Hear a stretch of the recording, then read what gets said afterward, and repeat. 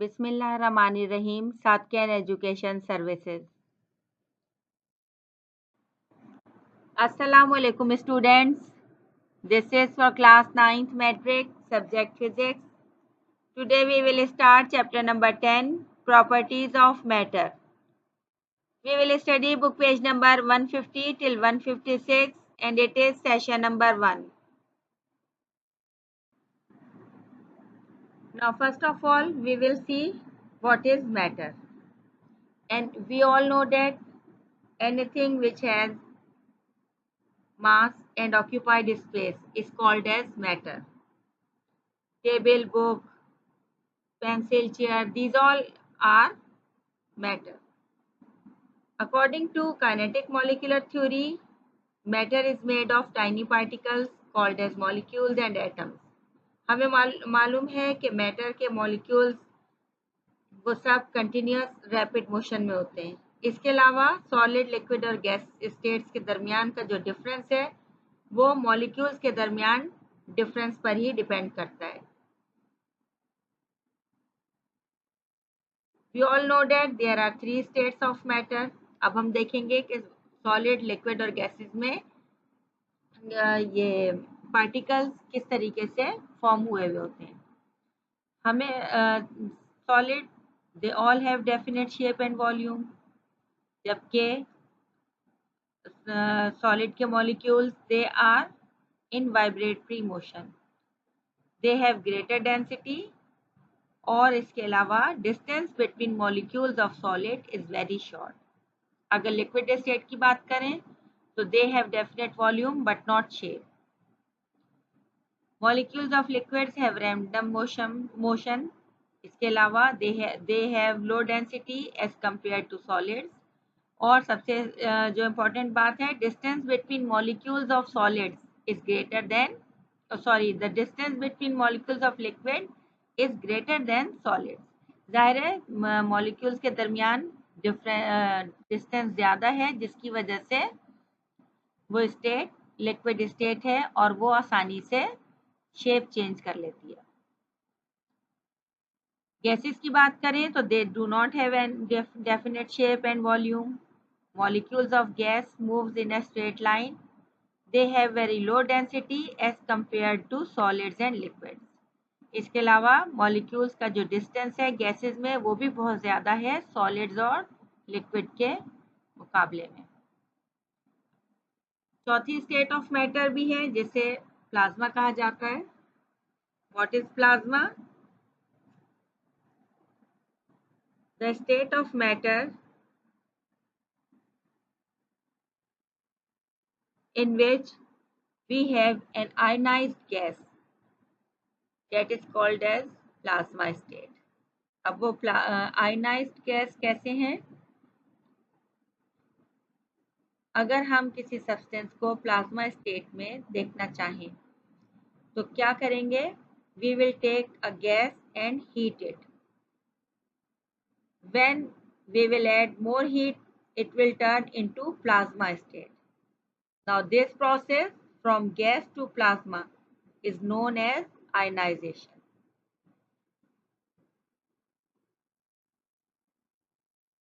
इसके अलावा जब हम किसी गैस को हीट करेंगे वेरी हाई टेम्परेचर पे, तो some of the electrons of this atom gas atoms will be stripped away from the atoms and we will have ions with positive charge, and these are the atoms which lost electrons.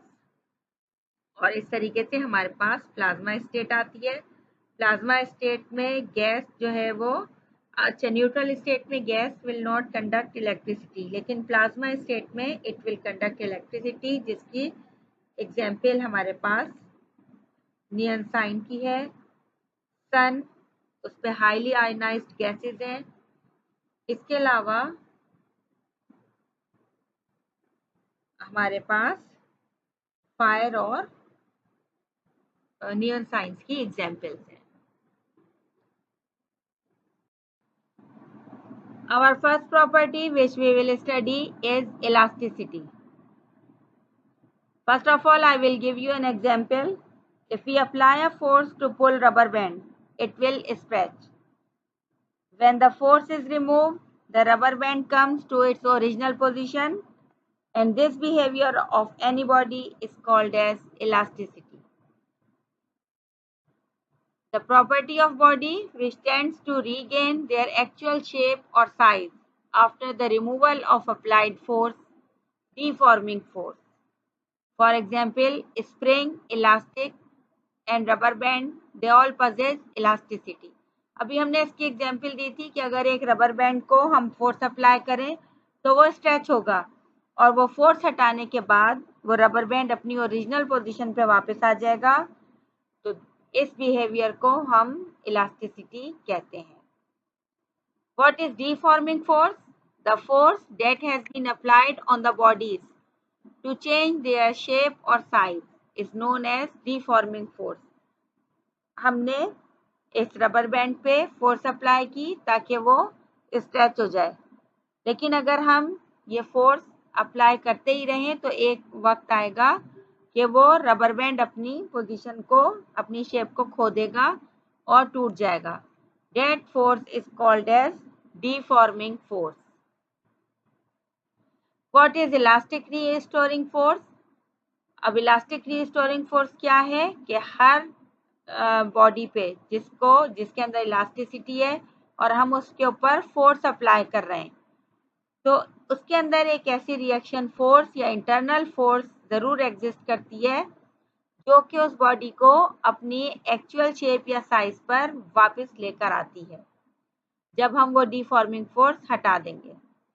इसकी example लें अगर हम, तो एक wooden metre rod है हमारे पास, हमने उसको फोर्स अप्लाई की दोनों एंड्स पर उसके, तो वो एक आर्क की शक्ल में आ जाएगा और जब हम उस फोर्स को हटाएंगे तो वो मीटर रॉड वापस स्ट्रेट हो जाएगा और ये कहलाया जाएगा कि हमने डिफॉर्मिंग फोर्स अप्लाई की थी. डिफॉर्मिंग फोर्स हटाने के बाद वो वुडन मीटर रॉड वापस स्ट्रेट हो गया. किसकी वजह से? इलास्टिक रिस्टोरिंग फोर्स की वजह से वो मीटर रॉड वापस अपनी ओरिजिनल पोजीशन पर आ गया. इसके बाद हम बात करें इलास्टिक लिमिट की, तो क्या है? Maximum applied force due to which elasticity और elastic property of the body vanishes और remove is called as elastic limit. अब अगर हम एक वुडन मीटर रॉड को फिर दोबारा से बेंड करें और वो एक आर्क पोजीशन पर ले आए उसे, तो क्या होगा कि एक हद तक फोर्स अप्लाई करने पे वो वुडन मीटर रॉड अपनी ओरिजिनल पोजीशन को बरकरार रखेगा, लेकिन एक ऐसा सर्टेन स्टेज आएगा जिस पर वो वुडन मीटर टूट जाएगा. इसका मतलब क्या हुआ कि हम उस वुडन मीटर रॉड की इलास्टिक लिमिट तक पहुंच गए थे और उसको हम कहते हैं कि such maximum force applied by a body to oppose every deforming force is called as elastic limit.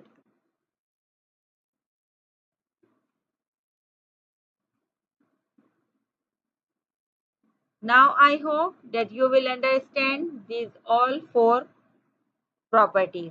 Elasticity, उस पर फोर्स अप्लाई करें हम किसी इलास्टिक रबर बैंड पे, that is called as deforming force. और वो इंटरनल फोर्स या reaction force जो कि उस रबर बैंड को फोर्स हटाने के बाद अपनी ओरिजिनल शेप में ले आती है, that is called as elastic restoring force. इसके बाद इलास्टिक लिमिट क्या होती है कि एक हद तक तो रबर बैंड स्ट्रेच होता है, के बाद वो टूट जाएगा फोर्स अप्लाई करते रहें अगर, तो that is called as its elastic limit. I hope you will understand these all four properties. What is stress? When a force is applied to change the length, volume or shape of a body, the magnitude of this deforming force per unit area is called as stress. अगर हम बात करें उसी अपने rubber band की, तो जब तक हम उस जो मैग्नीट्यूड ऑफ फोर्स हम उस पर अप्लाई कर रहे हैं per unit area, that is called as stress. या एक मीटर रॉड को हमने बेंड किया था, आर्क को बनाया था उसका, तो वो फोर्स जो हमने उस पर अप्लाई करी आर्क बनाने के लिए, that is called as stress. और इसको हम अगर डिफाइन करें तो हम इसको कहेंगे ratio of force action per unit area applied on elastic object is called as stress. Stress को डिनोट करने के लिए ये सिंबल यूज किया जाता है जिसे सिग्मा कहा जाता है।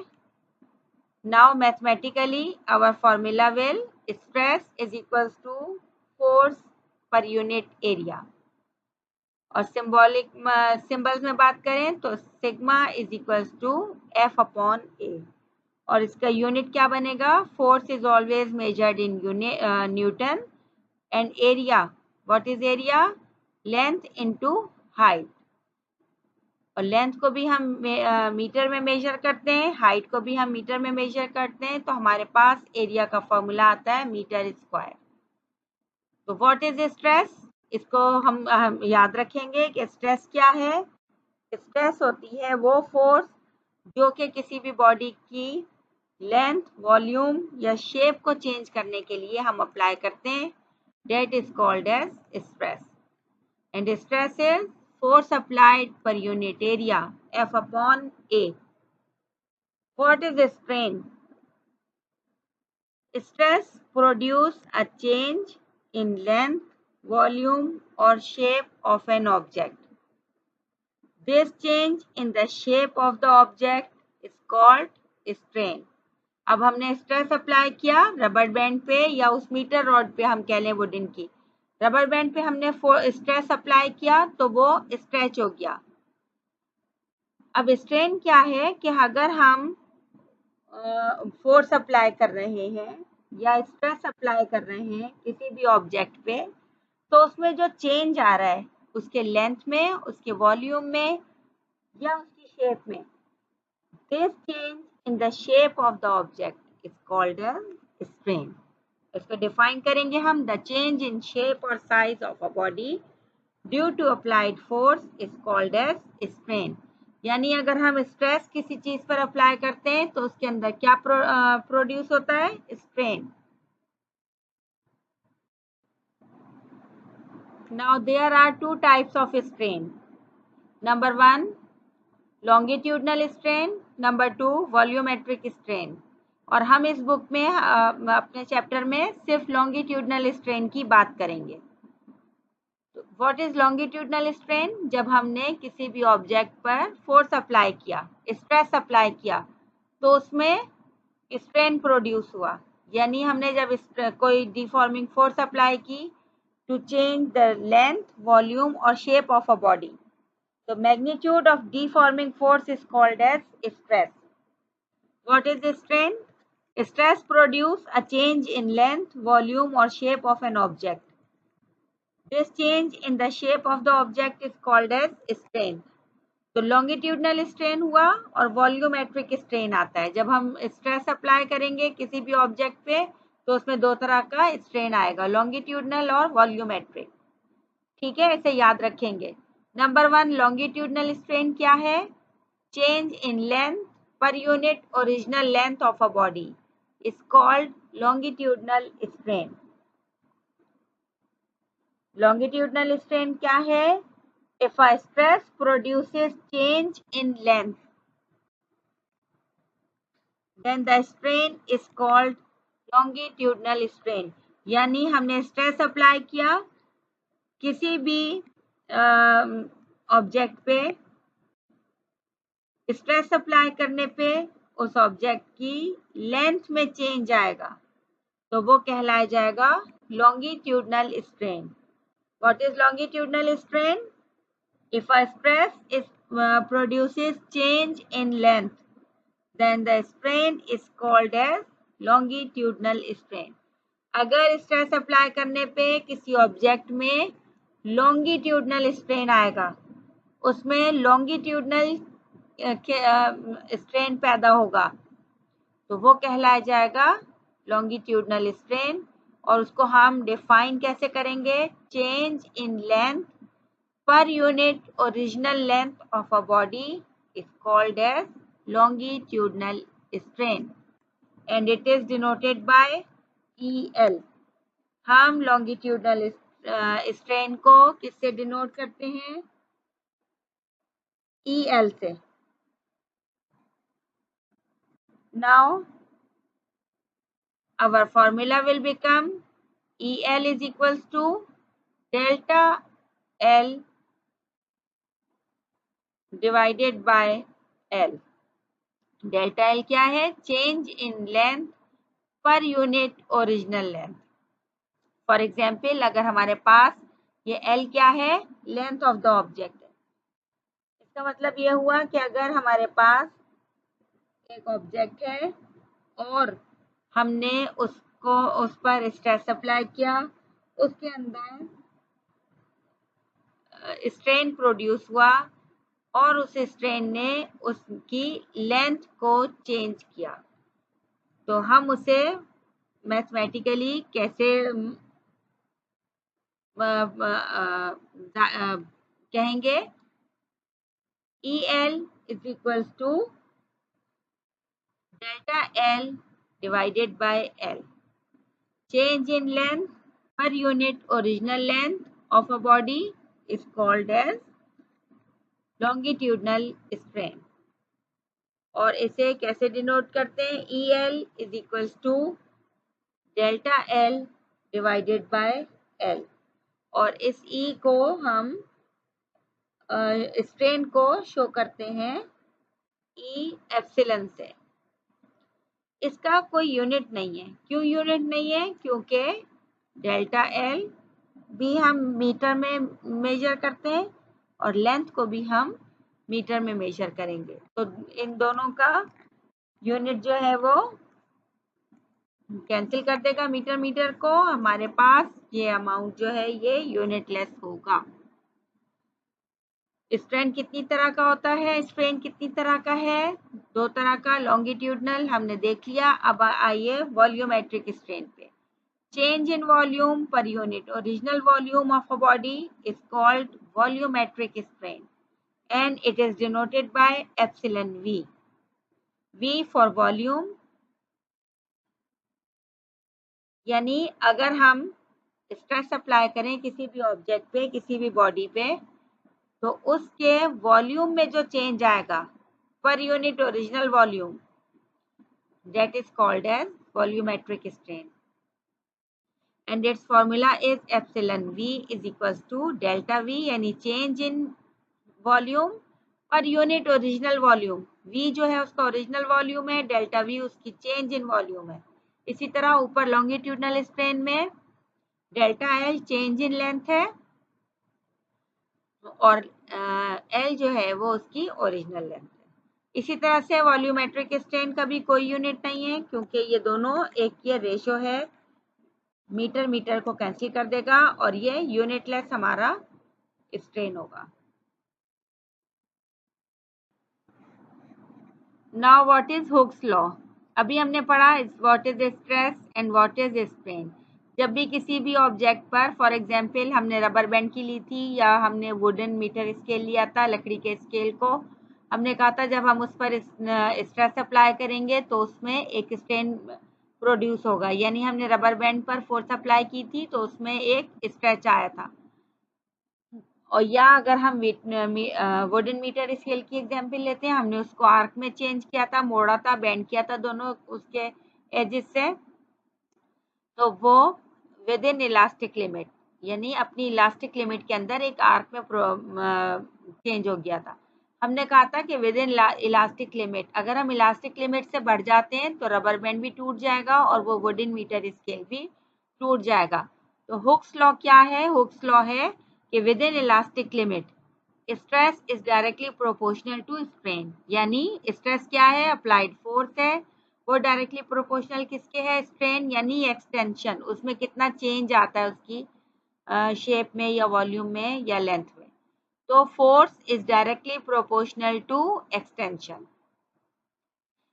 हम इसे याद रखेंगे हुक्स लॉ को. Within elastic limit stress is directly proportional to strain, force is directly proportional to extension. और अगर हम इसका एक रिलेशन यहाँ डेवलप करेंगे तो आएगा stress is directly proportional to strain. हमें मालूम है डायरेक्टली प्रोपोर्शनल हम किस वक्त कहते हैं चीज़ों को, कि अगर हम अपनी एक क्वांटिटी को इंक्रीज करेंगे तो उसके साथ दूसरी क्वांटिटी भी इंक्रीज होगी, और अगर हम एक क्वांटिटी को डिक्रीज करेंगे तो दूसरी क्वांटिटी भी डिक्रीज होगी। जैसे हमने रबर बैंड पर स्ट्रेस को बढ़ाते गए, फोर्स अप्लाइड फोर्स को बढ़ाते गए तो रबर बैंड भी खींचता चला गया, ये डायरेक्टली प्रोपोर्शनल है। फोर्स हम कम करते गए तो रबर बैंड भी वापस अपनी ओरिजिनल शेप पे आता चला गया। तो stress is directly proportional to strain. जब ये प्रोपोर्शनलिटी साइन हटेगा, यहाँ पर क्या आएगा, के को हम स्प्रिंग कांस्टेंट कहते हैं, इलास्टिक कांस्टेंट कहते हैं। हमारे पास आ गया stress upon strain is equal to k. Stress F is directly proportional to x और F is equal to kx, और k की वैल्यू आ जाती है F upon x। Now our next topic is Young's modulus. और Young's modulus क्या है, ये रेशो है stress to the longitudinal strain. अभी हमने लास्ट स्लाइड्स में स्ट्रेस भी पढ़ लिया था और लॉन्गिट्यूडनल स्ट्रेन भी पढ़ा था। तो जब हम स्ट्रेस और लॉन्गिट्यूडनल स्ट्रेन को आपस में रेशो लेंगे तो it is called as Young's modulus of elasticity. The ratio of the stress to the longitudinal strain is called Young's modulus of elasticity and it is denoted by capital Y. Mathematically, Young's modulus is equals to stress divided by longitudinal strain. यानी हमारे पास क्या है, ratio लिया हमने stress का longitudinal strain से, तो हम ये यंग्स मॉड्यूलस होगा। अब हमारे पास फॉर्मूला आ गया stress divided by longitudinal strain. We know that stress is equals to sigma and longitudinal strain is epsilon L। यानी हमारे पास इसका फॉर्मूला आ जाएगा y is equals to, we know that stress is equals to F upon A and longitudinal strain is delta L upon L। तो हमारे पास Young's modulus equals हो जाएगा FL divided by A delta L। यानी Young's modulus is equals to force into length divided by area multiplied by change in length. Now Young's modulus is equals to FL divided by A into L। और अब हम इसके unit की बात करें तो unit हो जाएगा force measured in newton, length metre में हो जाएगी। इसके बाद एरिया मीटर स्क्वायर और चेंज इन लेंथ मीटर से डिनोट करेंगे। मीटर एम से कैंसिल होगा, हमारे पास इसका यूनिट आ जाएगा newton per metre square. Now what is Young's modulus? The ratio of the stress to the longitudinal strain is called as Young's modulus of elasticity. Now what is bulk modulus? The ratio of stress to volumetric strain is called bulk modulus and it is denoted by B. जैसे हमने previous slide में देखा, Young's modulus क्या है, ratio between stress to longitudinal strain. तो यहाँ पर bulk modulus है ratio of stress to volumetric strain, it's called as bulk modulus. और हमारे पास इसका फॉर्मूला आ जाएगा B is equals to stress divided by volumetric strain. Stress को हम डिनोट करते हैं सिग्मा से, वॉल्यूमेट्रिक स्ट्रेन को एप्सिलॉन V से। तो दोनों को जब हम एक्सपेंड करेंगे तो हमारे पास आ जाएगा B is equals to F into V divided by area into delta V change in volume. तो इसका यूनिट आ जाएगा, unit is equals to newton metre cube, क्योंकि हम यहाँ पे बात कर रहे हैं फोर्स इंटू वॉल्यूम की, volume is always metre cube, और ये हो जाएगा metre square multiplied by cubic metre. तो क्यूबिक मीटर कैंसिल और हमारे पास इसका यूनिट आएगा न्यूटन पर मीटर स्क्वायर।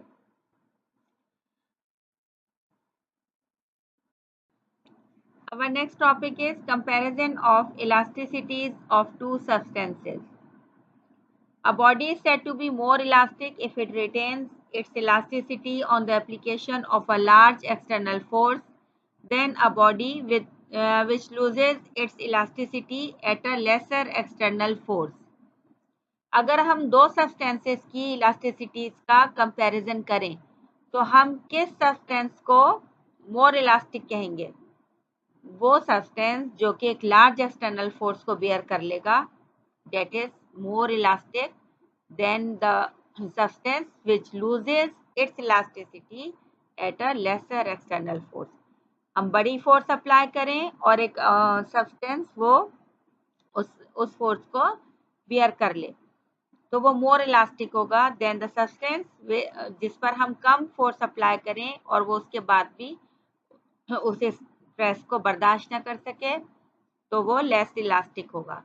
इसकी बेस्ट एग्जांपल हम कैसे ले लें कि अगर हम दो स्केल लें, एक वुडन मीटर स्केल है और एक मेटेलिक स्केल है, और हम दोनों को फोर्स अप्लाई करके एजेस पर उनको बेंड करना शुरू करें, आर्क बनाना शुरू करें, तो एक हद पर पहुंचकर एक जो इलास्टिक लिमिट तक पहुंचकर मीटर जो वुडन स्केल है वो ब्रेक हो जाएगा, टूट जाएगा.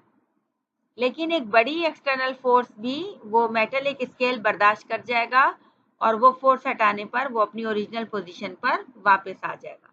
इसका मतलब ये हुआ कि जो सब्सटेंस ज़्यादा बड़ी फोर्स अप्लाई करने पर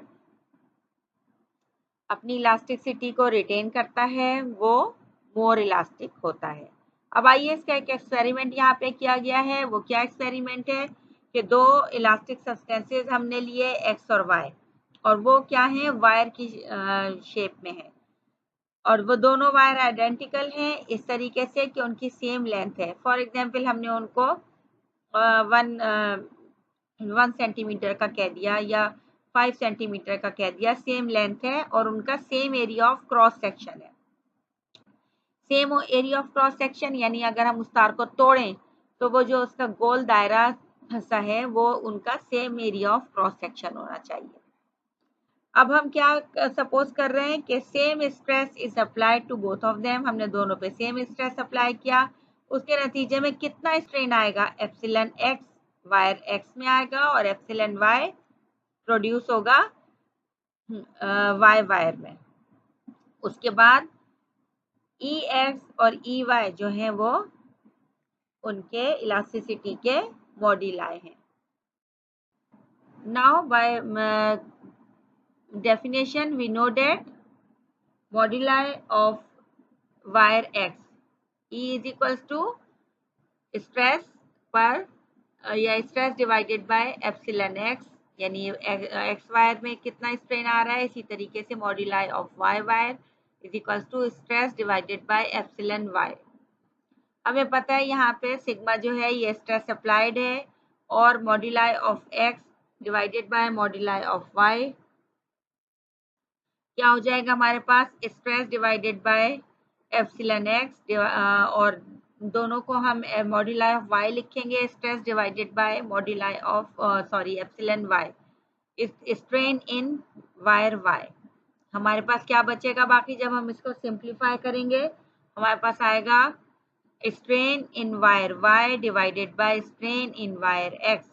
अब अगर हम यहाँ एज्यूम कर लें कि strain in wire x is greater than strain in wire y, यानी x और y वायर में से स्ट्रेन ज्यादा आया है वायर x में,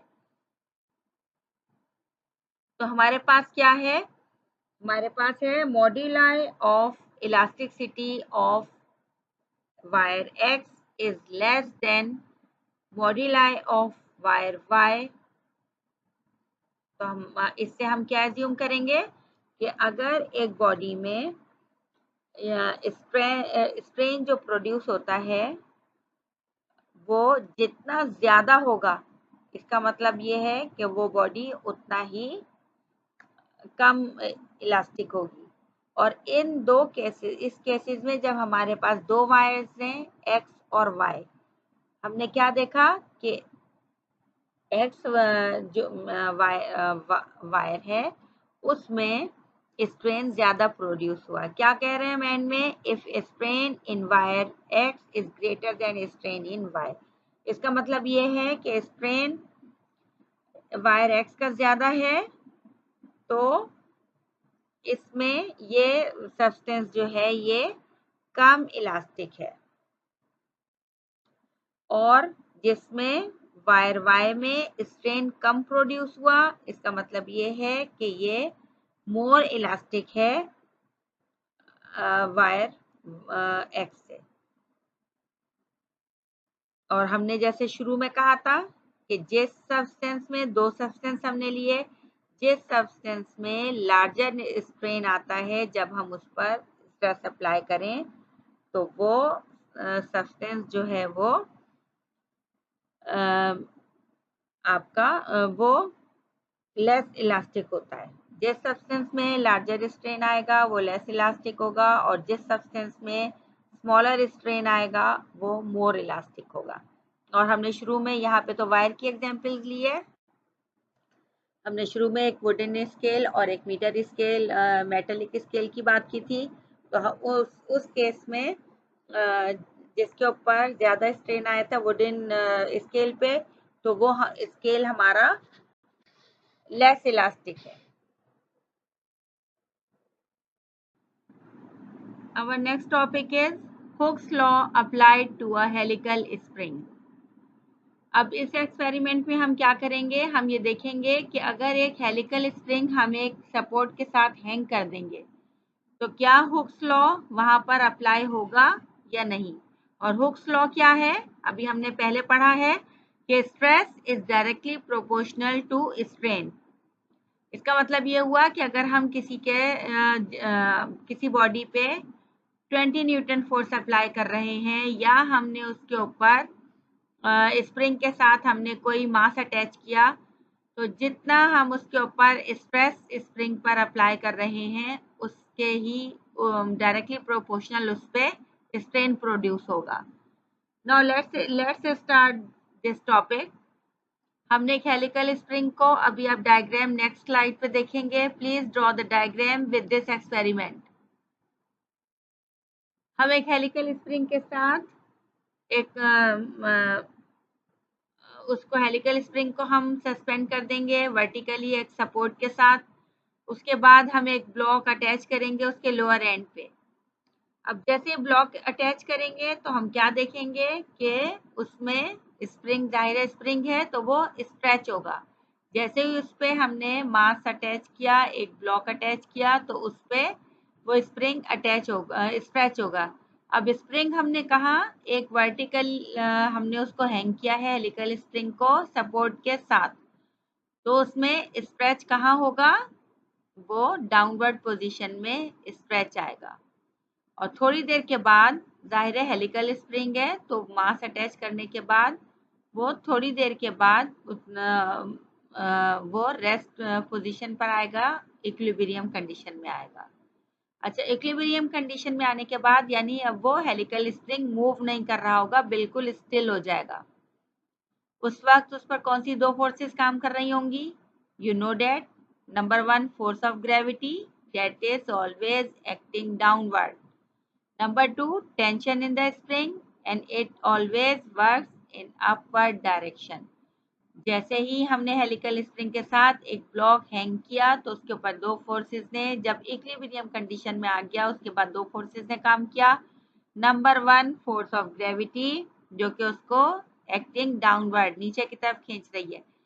number 2 tension in the spring जो कि उसे अपवर्ड कंडीशन में इक्विलिब्रियम कंडीशन में ला रहा है, अपवर्ड कंडीशन में उसमें टेंशन प्रोड्यूस कर रहा है। अब क्योंकि ये इक्विलिब्रियम कंडीशन में है तो दो फोर्सेस जो है वो बिल्कुल इक्वल हैं एक दूसरे के और ऑपोजिट इन डायरेक्शन है। कौन सी दो फोर्सेस, फोर्स ऑफ ग्रेविटी और tension in the spring, they both are equal but opposite in direction. कैसे ऑपोजिट इन डायरेक्शन, टेंशन वो अपर डायरेक्शन में एक्ट कर रहा है और ग्रेविटी डाउनवर्ड में। तो हम क्या कहते हैं, हमें मालूम है हुक्स लॉ क्या है, tension is directly proportional to extension और stress is directly proportional to strain. जितना स्ट्रेस डाला था उतना ही स्ट्रेन प्रोड्यूस होगा। इस केस में क्या होता है, F is directly proportional to X, लेकिन क्योंकि ये ऑपोजिट डायरेक्शन में है तो हमारे पास क्या आएगा, F is equal to -X। ये क्या है, ये साइन ऑफ प्रोपोर्शनैलिटी है और ये स्प्रिंग कांस्टेंट होता है। क्या यूनिट बनेगा इनका, अगर आप K को अलहदा कर लेंगे तो क्या हो जाएगा, F/X is equal to -K। तो फोर्स का यूनिट न्यूटन है और एक्सटेंशन का यूनिट मीटर है, क्योंकि लेंथ वाइज वो उसमें एक्सटेंशन प्रोड्यूस होगा। तो हमारे पास ये आ गया Hooke's law when applied to a helical spring. Stress is directly proportional to strain, but it is opposite in direction. Now check the diagram in next slide. Now check this diagram. यह हमने Hooke's law when applied to helical spring. ये इसकी diagram है। आपने देखा सबसे पहले हमने क्या कहा था कि हमने एक हेलिकल स्प्रिंग लिया और उसको वर्टिकली हैंग किया। सेकंड डायग्राम जो सेंटर वाली है उसमें हमने मास अटैच किया उसके साथ। तो स्प्रिंग में हम चेक करेंगे स्केल पे, इसके साथ अटैच होता है स्केल, वहां पर कितना एक्सटेंशन प्रोड्यूस हुआ, 2 सेंटीमीटर। अब यहाँ पे दो फोर्सेस काम कर रही हैं।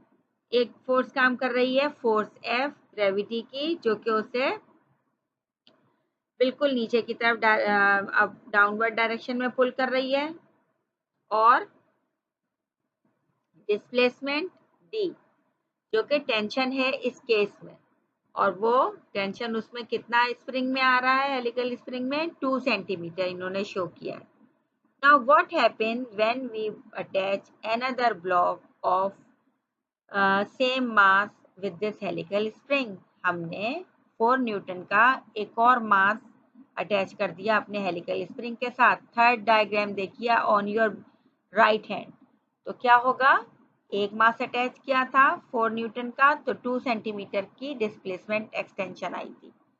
और अगर हम एक और 4 न्यूटन अब ब्लॉक अटैच कर रहे हैं तो टोटल फोर्स हो गई 8 न्यूटन, और उसमें डिस्प्लेसमेंट आ रही है 4 सेंटीमीटर की। It means that force is directly proportional to extension, hence our Hooke's law is verified. Now here is your homework. Question number 1, define these: elasticity, stress, strain and yield point. Question number 2, state and explain Hooke's law. Question number 3, what is meant by Young's modulus of elasticity? Question number 4, explain Hooke's law applied to a helical spring. Now learn and write these questions in your copy.